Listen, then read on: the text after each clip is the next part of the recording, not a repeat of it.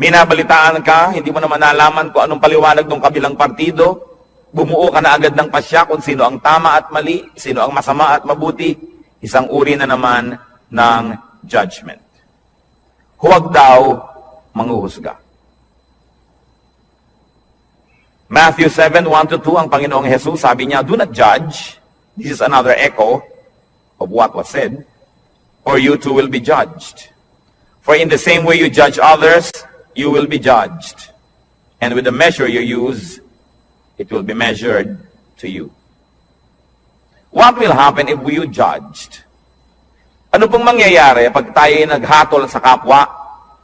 Malinaw na malinaw ang sinabi. You too will be judged. Pag ikaw ay humatol, hahatulan ka rin, nino, ng tao at ng Diyos. Di po ba't pag may mga sinabi,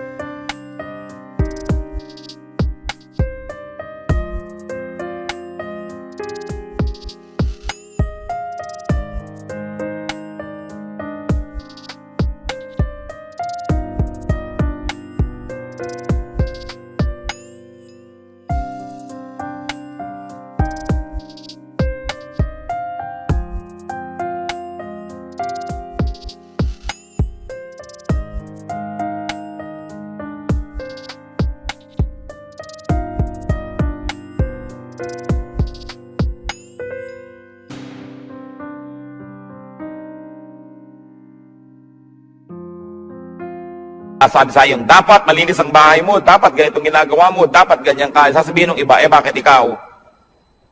Kasi ikay humahatol, hahatulan ka rin. Pero, ang mas masakit doon, hahatulan ka ng Diyos. At yun ang mabigat na hatol. At ano naman po ang problema kung hahatulan tayo ng Diyos? Well, you will be found guilty. Tiyak na pagka Diyos ang naghukom sa atin at tayo'y sinukat, tayo'y kulang. Tayo'y tinimbang, siguradong tayo'y kulang. Sapagkat sabi sa Romans 3:23, for all have sinned and fall short of the glory of God. Lahat ay nagkasala at kinapos sa kaluwalhatian ng Diyos. May exempted ba? Exempted ba ang mga taga-Bacolod? Exempted ba ang mga taga-Las Piñas? Hindi. Sabi, lahat ay nagkasala at kinapos. Romans 3:10-12, as it is written, there is no one righteous, not even one. There is no one who understands, no one who seeks God. All have turned away, they have together become worthless. There is no one who does good, not even one. Sa tingin ng langit, walang gumagawa ng tama. Lahat ay nagkakamali, panapanahon lang. Kung minsan ay tamang-tama ka ng 2 araw, sa pangatlong araw, nadapa, may mali na. Yun namang iba, hindi na talaga tumabangon sa pagkakadapa, permanente nang nakadapa. Sobra nang nasanay sa pagkakasala. Wala daw nakauunawa. Pero sasabihin natin, hindi po ba may ginagawa kaming tama? Subalit sabi rin sa Bible, ang pinakamagaganda at pinakamalilinis nating gawa ay para lang basahan. Kung ito ay hahambing sa kalinisan ng Diyos, kulang at kulang pa rin. Kaya walang maaaring magyabang na sasabihin niyang ako'y tama, so pwede na ako ngayong manghusga ng iba. Ako'y maayos, so pwede ko na ngayong hatulan ng ibang hindi maayos. Sapagkat maaaring maayos kayo ngayon, hawak niyo ba ang bukas? Nakatitiyak ba tayo? Napakarami pong naririnig ko nung araw, mga magulang, kung pintasan yung mga anak na dalaga ng kapitbahay, ng mga tagarong kabilang kalye. Pagkatapos, kung lumaon yung mga sarili nilang anak na dalaga, ang mga napapariwara, di wala na sila ngayong masabi dahil nauna na ang paghatol nila doon sa iba. Sabi pa naman, kung anong panukat mo sa iba, ganun ka susukatin. Sobra kang mahigpit sa iba, magiging mahigpit din sa iyo Diyos. Yan ang problema pag tayo po'y humahatol agad. Genesis 6:5, nung nilikha ng Diyos ang tao at kutakot-takot ang kasalanan at mga kasamaan ng ginawa ng tao, the Lord saw how great man's wickedness on the earth had become, and that every inclination of the thoughts of his heart was only evil all the time. Nakita ng Panginoon kung gaano naging kasama ang puso ng tao na wala siyang hinahanga, diniisip, kundi ang gumawa ng kasalanan. What will happen if you did not judge others? Well, you will not be judged. Yun ang blessedness. You will not be judged by people. Kasi hindi ka mapagsasabang, bakit ikaw? Bakit ikaw? Kasi wala kang binibitawang mga salita na humahamak sa iba at humahatol sa iba. So bakit kasi silipin? Pero ang mahalaga, God will not judge you. Hindi ko po alam kung naranasan nyo na mga kapatid, mga kaibigan, na talagang may ginawa kayong masama, talagang mali. Tapos huling-huli kayo at wala na kayo talagang maikakatuwiran. At ang kailangan nyo na lang talaga, awa ng kapwa. Ang kailangan nyo na lang talaga, maunawaan kayo, patawarin kayo. Kung tayo nalagay na sa ganung mga kalagayan, alam natin kung gaano kahina ang posisyon ng isang taong may kasalanan. Kaya ang inaalok ng Panginoon, patawad. Napakataas ng Diyos. At sa kanyang kabutihan, sa ating mga kabiguang siya'y abutin, ay minarapat niyang dumukwang, yumuko at tayo'y abutin. Lumilinis tayo, hindi dahil tayo malinis, kundi dahil tayo'y pinapatawad lamang. Kaya tayo na tumatanggap ng patawad ng Diyos, sino tayo para hindi magpatawad ng iba? Tayo na nangangailangan ng kanyang kabutihan, sino tayo para hindi maging mabuti sa iba? Napaka-importante mga kapatid, you want to be blessed, do not judge. Pero araw-araw, gaano karami ang inyong binibitay? Gaano karami ang ating ipinapasilya elektrika, pinibigyan ng lethal injection? Gaano karami ang sinisira natin ng puri, pinapakulong natin, sinasaktan natin dahil sa ating mga bibig? Hindi nyo pa alam kung bakit nagkagulo yung dalawang tao, may kakampihan na kayo agad. Pag may nakagalit ang inyong anak, ang inyong kapatid, ang kapatid nyo anak at anak, lagi ang mabuti at ang laging masama ibang tao.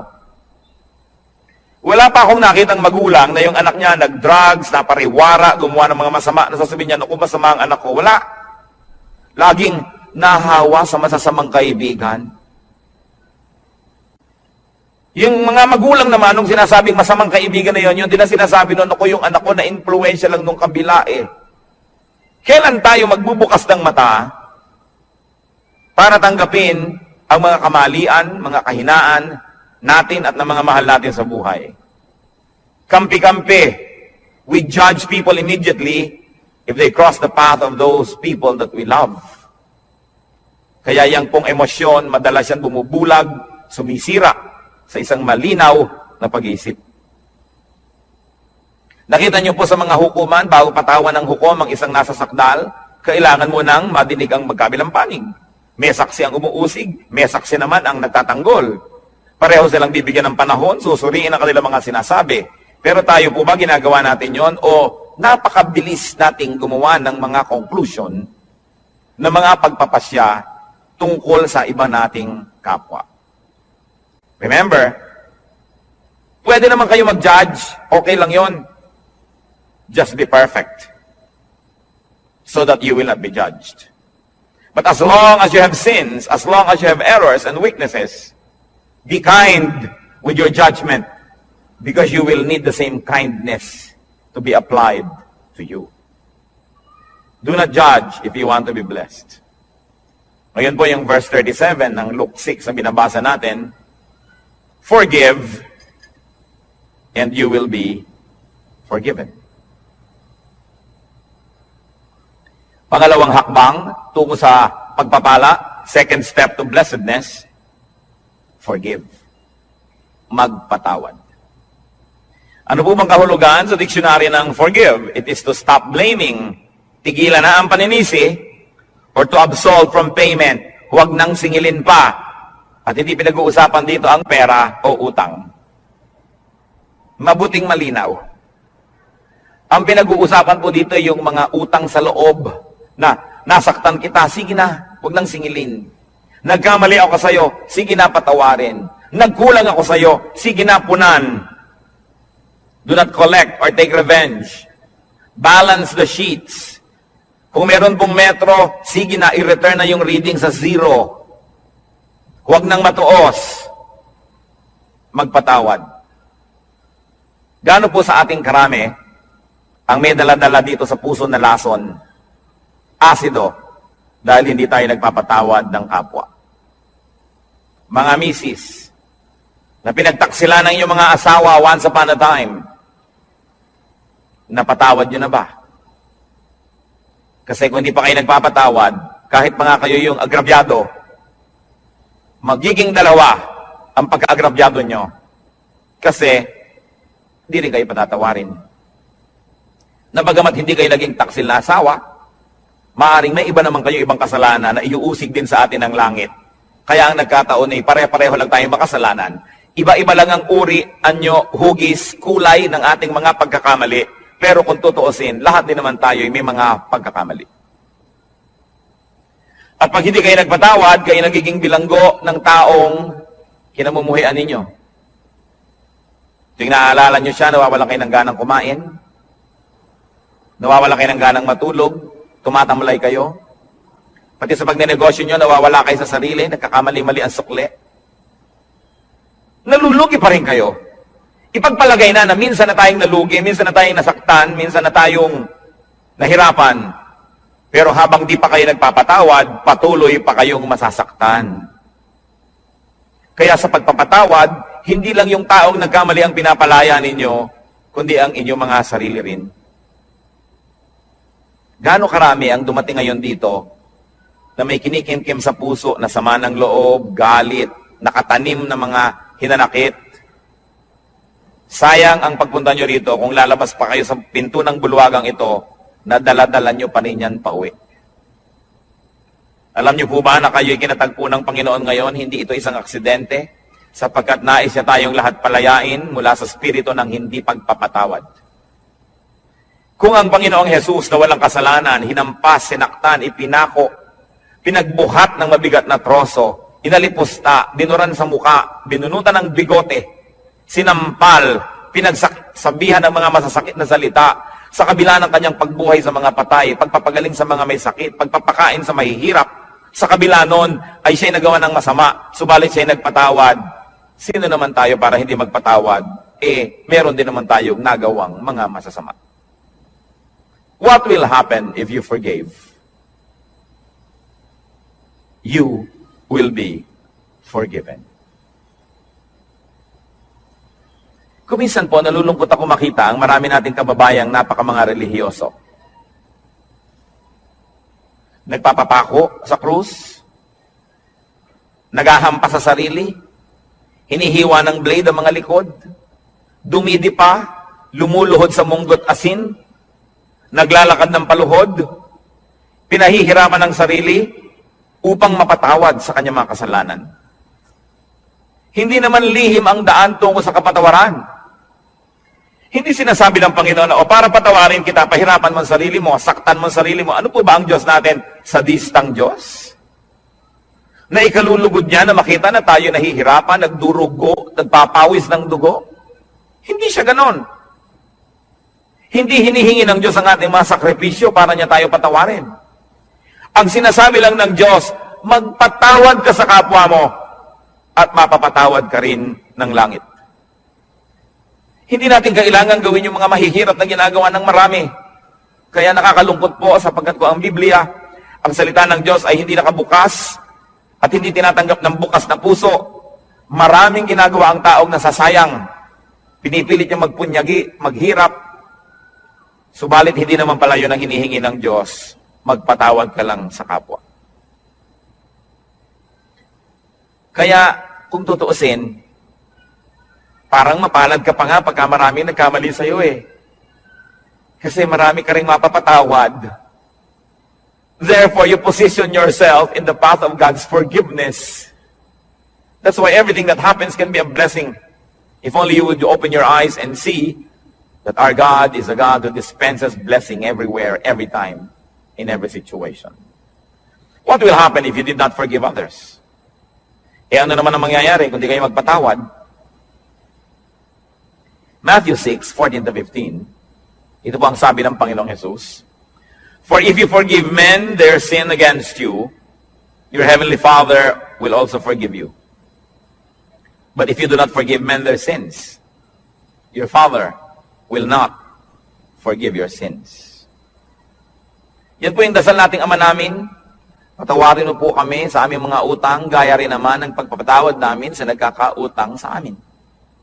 Forgive us as we forgive those who trespass against us. Patawarin mo kami, gaya rin naman ng aming pagpapatawad. So ang sinasabi, Lord, kung kami po ay mahilig magbigay ng patawad, edi mahilig din kayong patawarin kami. Kung ayaw po namin magpatawad, huwag nyo rin kaming patawarin. At kung binibigyan po namin ng limitasyon ng aming pagpapatawad, na sinasabi natin, pangatlong beses mo nang ginawa yan, sa susunod, di na kita patatawarin, Lord, ganun din pong gawin nyo sa akin. Pag 3 beses na ako nagkaroon ng isang kasalanan paulit-ulit, sa ika-4, huwag nyo na po akong patawarin. Nauunawa po ba natin ito? Na kung tayo hindi nagpapatawad, tayo rin ang nalulugi. Forgiveness is a bridge. Don't burn the bridge over which you too must pass. Kung minsan sa kahigpitan natin, ayaw natin may makatawid, sinunog natin ang tulay, pero yun pala, kailangan din nating tumawid, pati tayo na damay, hindi rin nakatulay. Kailangan ang pagpapatawad. Sasabihin ng iba, Pastor, napakahirap naman po yata yung magpatawad. Agree ako sa inyo. Yes, mahirap. Pero di po ba mas mahirap hindi magpatawad? Naaalala mo pa, sumasakit pa yung dibdib. Lumulungkot ka. Tumataas ang iyong blood pressure. Pagka naaalala mo ang mga gumawa sa'yo ng mali. Mahirap magpatawad, pero mahirap ding hindi magpatawad. Hirap din lang at hirap ang gawin nyo na yung sa panig ng Panginoon, yung inuutos niya magpatawad. At yan po ang dalangin ko ngayon, kung tayo merong daladala sa puso, dapat patawarin. Siguro parang pelikula na pumapasok sa screen ng inyong utak ang mga mukha ng mga taong ito. Patawarin nyo na. Alang-alang kay Kristo. At kundi malang alang-alang sa Kanya, mga kapatid, alang-alang sa inyong sarili. Sapagkat malinaw ang sinabi ng Panginoon, ang hindi nagpapatawad ay di rin patatawarin ng Ama sa langit. Kailangan ng isang himala para yan mangyari. Kailangan ng hipo ng Espiritong Banal para tayo magkaroon ng pagpapatawad. At yan po ang hihingi natin sa Diyos ngayon. Isang makapangyarihan na hipo niya. Magkaroon ng himala sa ating puso. Magkaroon tayo ng kakayahang magpatawad, bagamat hindi sana yun ang gusto natin. Kuminsan na yung gusto natin maghiganti. Subalit hindi yan ang paraan ng Diyos. At ang gumaganti, nagagantihan uli, magagantihan, hindi na matapos ang gantihan. So if you do not forgive, you will not be forgiven by people and by God. You will remain guilty. Therefore, you will be judged. And in the end, you will be condemned. Pangalawa pong hakbang, forgive. Pangatlong hakbang, tungo sa pagpapala, give. Napakalinaw po ng sinabi, give and it will be given to you. Magbigay ka at susuklian ka. Bibigyan ka rin. At ano po, higit sa ibinigay mo, ang ibibigay sa iyo. Kasi, sukat na tama, sisiksikin, liligligin, aalugin, at umaapaw pa ang ibibigay sa atin. Wala tayong kalugihan. So give to people. Give people your 3 T's. 3 letrang T. Time, talent, treasure. Ibigay natin yan sa tao. Lalo sa mga mahal natin sa buhay. Nagtataka naman ako sa mga tao na nag-aaway-away ang magkakapatid dahil sa kaprasong mana. Natitikis ang mga kamag-anak na may sakit, may pagdurusa, samantalang meron naman pwedeng itulong. Sabi, give. What we do to people is counted as done for and given to Christ. Alam niyo po ba na ang pagbibigay sa tao, lalo yung hindi nakakaganti, hindi makakapagbayad, ay inaari ni Kristong sa kanya ibinigay at kung ganon, siya ang magbabayad. Ano po ba ang tunay na pagbibigay? Yung ang binibigyan mo ay walang kakayahang gumante ng mabuti rin. Kasi kung may kakayahan, binigyan mo lang, baka investment lang yan, puhunan, namumuhunan ka lang. Nagbibigay ka ng maganda dahil may kapangyarihan siyang magsukli sa'yo sa panahon na kailangan mo siguro ang tulong niya. Hindi nyo ba napapansin, pagka mayaman ng may birthday, mahal ang mga regalo? Tapos pagkapwa natin, mahirap ang may birthday, kung ano-ano lang ng mga binalot na kalendaryo. Mga tuwalyang may mga sulat na inchik na good morning, na isang laba mo lang, gapak-gapak na. Kasi mahirap ka eh. Baka hindi ka makapagbigay ng mamahalin sa birthday niya, so ba't kanya bibigyan ng mahal? So hindi nagbibigay ng mumuhunan. Pero kung tayo po ay mga kabaralita, may nagregalo sa atin ng napakahalagang bagay, alam nilang hindi natin kayang suklian yon, yun ang tunay na nagbigay.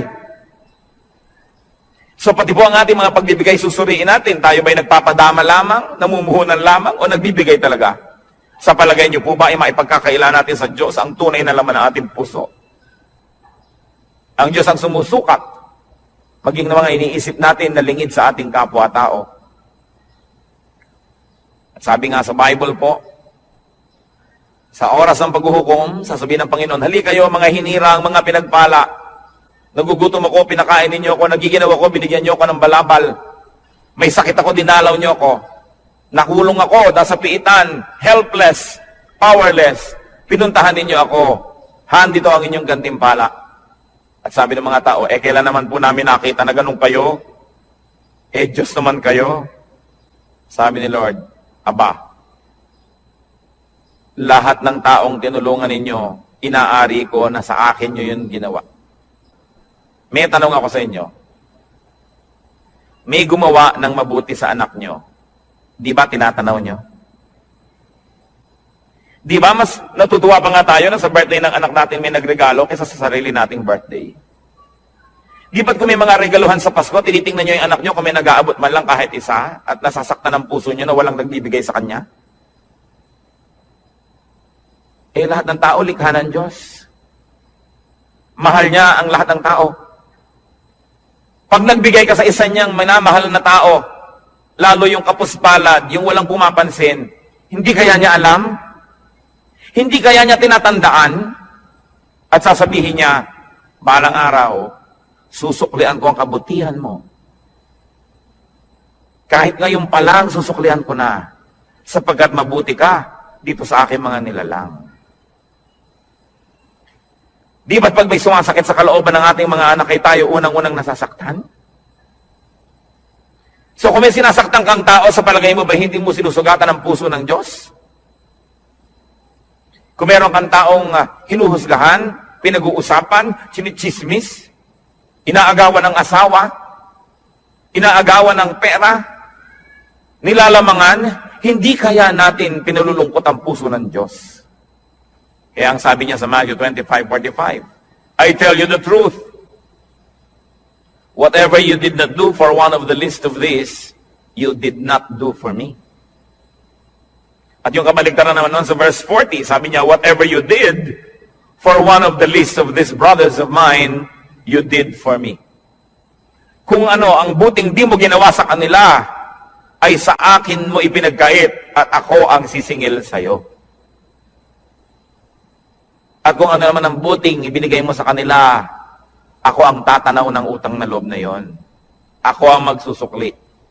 Lalo pangat walang nakapuri sa iyo, walang nakapansin, hindi ka binigyan ng plaque, hindi ka pinagpagawa ng monumento.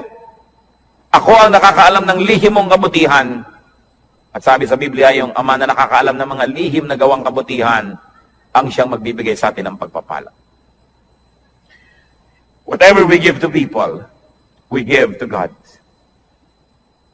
And if you give to people, therefore you give to God. Why will you not be blessed?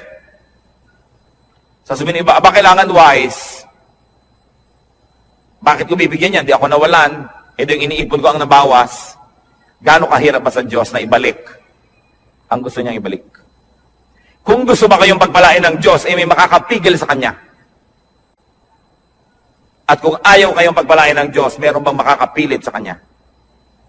Kaya mahalaga po, yung kasiyahan ng Diyos ang ating inuuna. So we give to people, any people, the least of people. But we also give to Christ's workers. Whatever is given to Christ, disciples, whatever is given to Christ, workers and servants, is counted as given to Christ. Mark 9:41, sabi ng Lord, I tell you the truth. Anyone who gives you a cup of water in my name, because you belong to Christ, will certainly Bible study leader, Sunday school teacher, yung janitor, kasama rin yun sa gawain, yung electrician, yung mga usherette, yung taga-piano, lahat yan ay mga lingkod ng Diyos.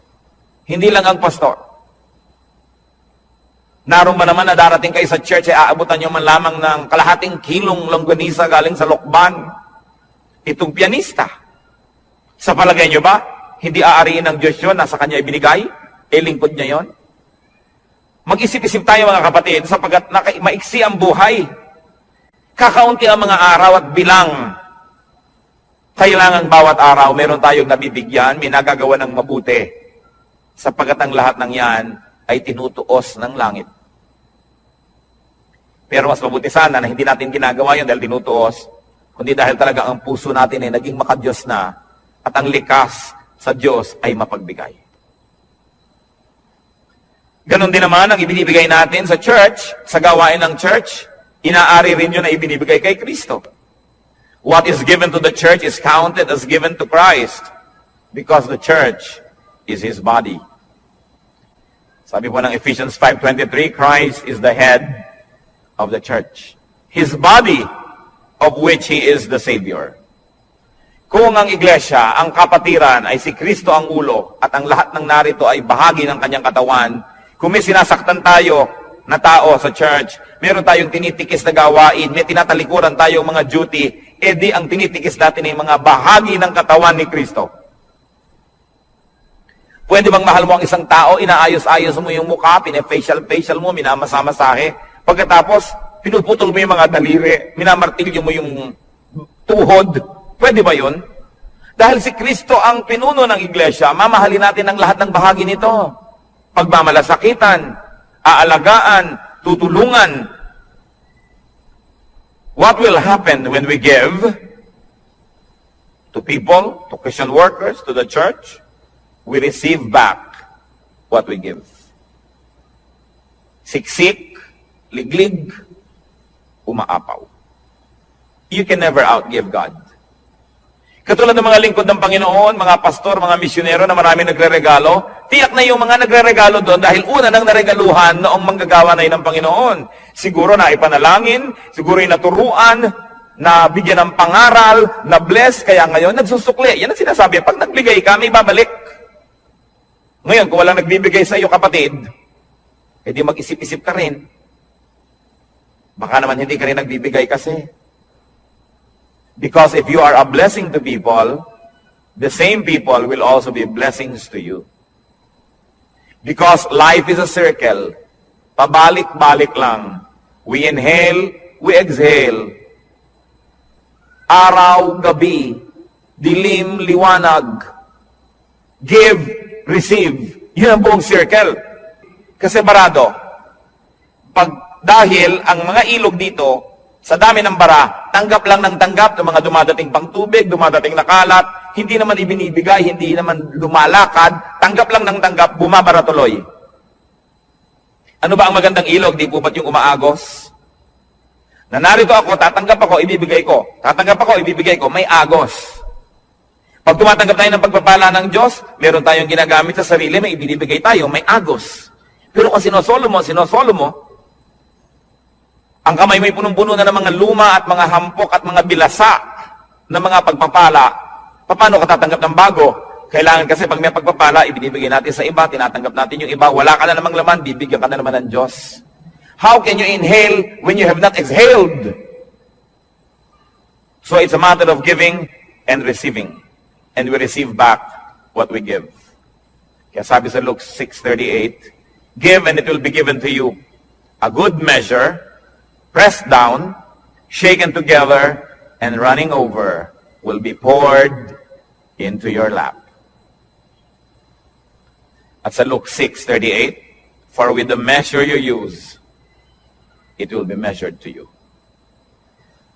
Kuripot po ba kayo sa kabutihan?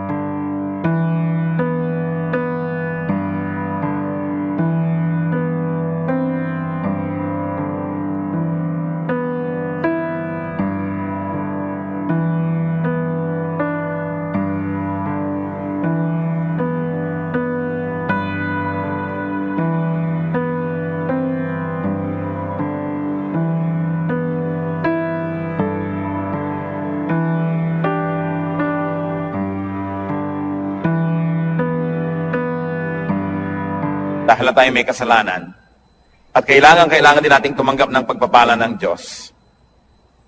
Simple, para ang lahat ng yan ay maganap. Blessed people, or the people who will be blessed, do not judge. Suriin natin ang ating mga isip. Watch yourself. Blessed people, forgive. Check your heart. And make it a habit to forgive. Baligtarin po natin ang ating mga kostumbre. Kasi kung minsan, ang nakaugalian na natin, magtanim ng sama ng loob, maghinanakit, hindi kumikibo, pero galit pala. Baligtarin natin yon. Sabi sa Romans chapter 12, be renewed by the changing of your mind. Palitan na ang paraan ng pag-iisip. Alisin na yung mga lumang paraan na hindi naman nakabubuti. Make it a habit to forgive. That when people wrong you, immediately, your instant reaction is to forgive. Habit yan. It can be formed. It is a learned behavior. And God can help us.